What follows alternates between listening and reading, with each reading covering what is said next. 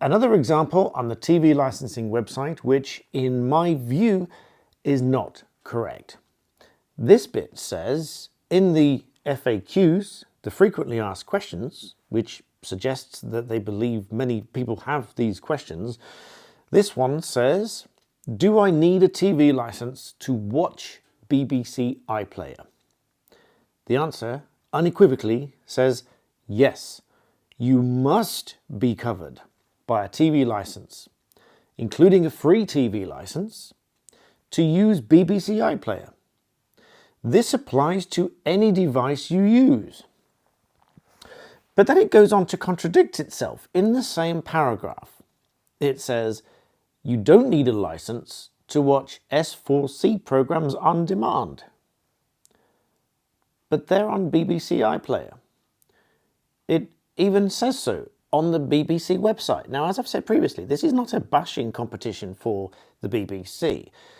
I respect the BBC and what it does. I've been interviewed by the BBC a few times, given my views. I work well with the BBC. This is not a BBC bashing exercise. The BBC website says, why is S4C on BBC iPlayer? It says S4C programs are available on BBC iPlayer, as this builds on our partnership with S4C and makes their programs available in more ways than ever. They join the Welsh language programs created by BBC Wales that are already available on BBC iPlayer. You can find these programs using search, browsing the Wales category, or selecting S4C list of channels. And then you go to the BBC iPlayer website and you can download and watch, which means they're on demand, which means they're not broadcast, which means you don't need a TV license to watch these S4C programs on BBC iPlayer.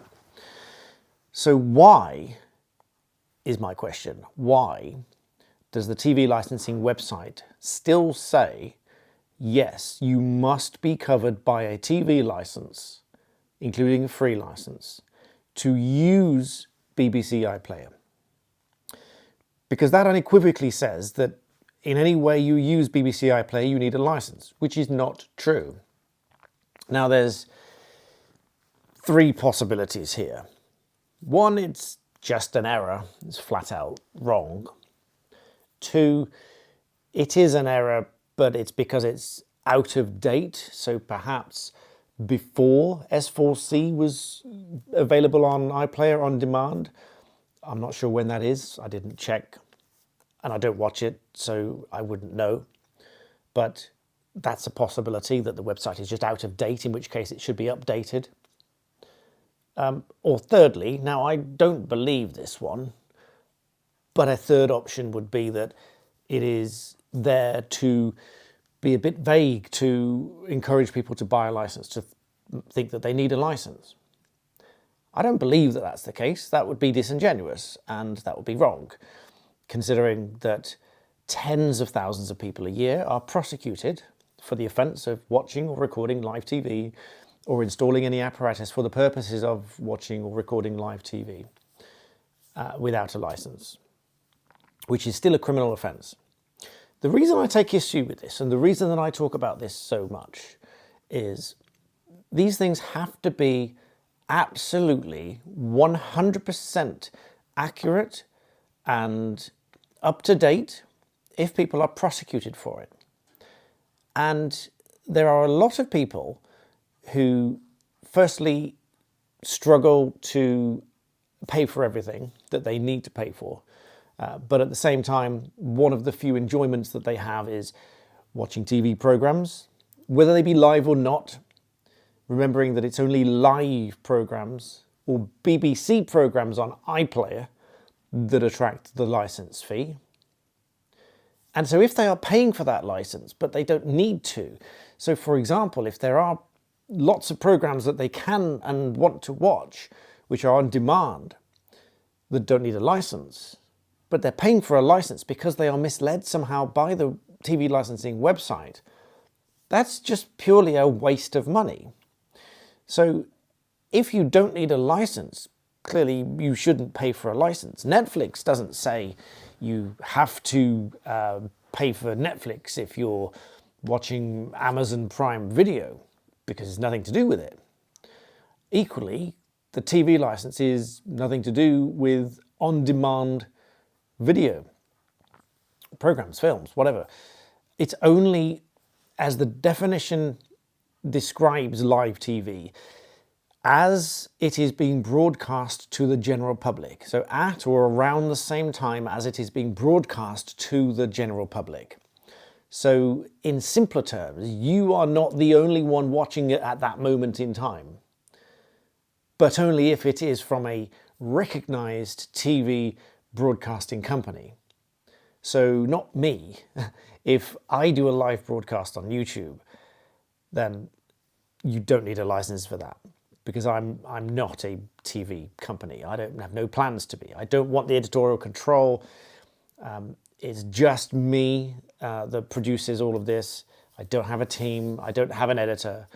I could probably use some assistance with design work for my channel banner at the top, although I've kept it relatively simple and to the point. If anyone has any ideas, let me know in the comments, by the way, but it's just me. I'm not a TV company. I have no plans to be one.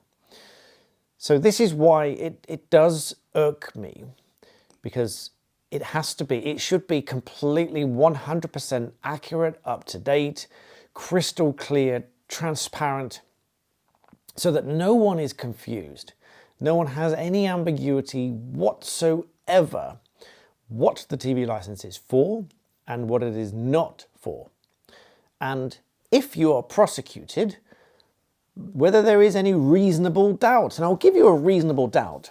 For example, if the evidence against you alleging the commission of the offence of watching or recording live TV without a license, or watching BBC programmes on iPlayer without a license, if the evidence against you is you had BBC iPlayer on your TV or your phone or your tablet or your computer or whatever, if you had BBC iPlayer on any one of those devices, that in itself is not conclusive evidence that you're committing that offence. Why? Because, going back to earlier in the video, you can watch on-demand programmes from S4C on BBC iPlayer without a licence. So that bit of the website, in my view, respectfully, is wrong. You don't need a licence for everything on BBC iPlayer. And so merely having BBC iPlayer on your devices is not conclusive evidence. There is a reasonable doubt. Unless they can prove beyond a reasonable doubt that you're watching BBC programmes on BBC iPlayer, then of course you need a licence. Likewise, any live TV. And so, that being the case, there is very often, in my view, very often going to be a reasonable doubt. But the second problem that I have with all of this is that with a 90+% conviction rate of the tens of thousands of people that are prosecuted every year for this offence, I suspect that 95% plus, if not 99% plus, do not have representation. And I suspect this because so many just don't even turn up and they get convicted through the single justice procedure, which means no court hearing, you're just convicted on paper. Tick, you're convicted. And so most people will not go with representation. Now, I would fiercely fight for either side, whichever side I'm instructed by, either whether instructed through solicitors or on direct access, which means you come to me without a solicitor involved. I would fiercely fight for either side, but only within the rules and within the facts and within the law. We cannot bend the facts, we cannot bend the law, we cannot bend the rules. It is within that framework. Now, yes, we will push the arguments to the fringe and argue that something should be decided this one particular way, but that is just the case. So in the case of a TV license prosecution, the Crown's case will be that you were doing these things and that the evidence should lead the court to conclude that you were. But if there's a reasonable doubt that you were not doing those things, and the reasonable doubt might be a lacuna, a lack of evidence that directly ties you to watching or recording a live program, or watching a BBC program on iPlayer, if there is not absolute concrete evidence that you were doing any one of those things, then there's a reasonable doubt as to whether you're guilty of this offence.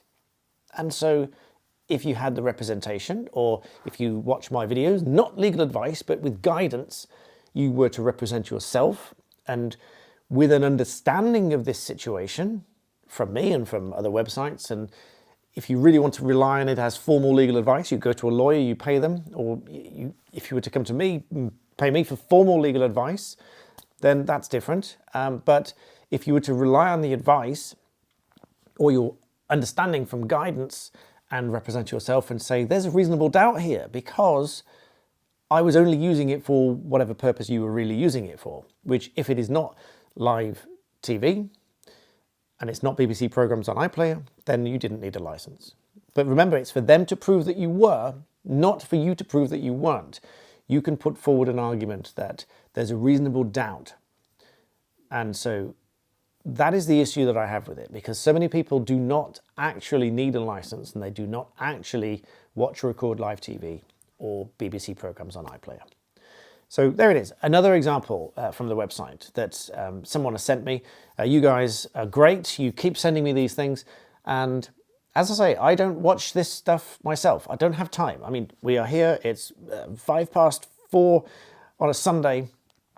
I have an espresso with me, just about to finish up what I'm doing, and we'll go and cook dinner. So I don't have time for that sort of stuff, but I do have time for you guys. I have all the time in the world to make these videos for you, to help you understand law and where there's a reasonable doubt.